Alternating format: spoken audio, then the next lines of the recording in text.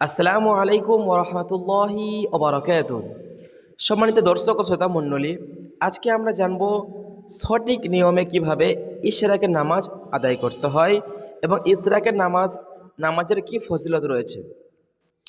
যদি আমরা হাদিসের দিকে খেয়াল করি, বিশ্বনবী সাল্লাল্লাহু আলাইহি ওয়াসাল্লাম ইশরাক সম্বন্ধে গুরুত্বপূর্ণ একটি কথা বলেছেন।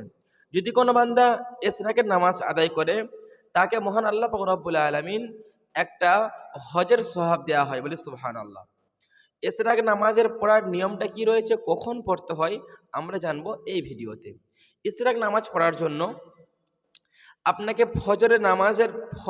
ফজরের নামাজ পড়ে যদি আপনি ওই বৈঠকে বসে থাকেন, বসে থেকে সূর্য উদয় হওয়া পর্যন্ত ফজরের টাইম শেষ হয়ে সূর্য উদিত হওয়া পর্যন্ত আপনি বসে থাকেন এবং পরিপূর্ণ সূর্য উদিত হয়ে গেলে সেই সময় থেকে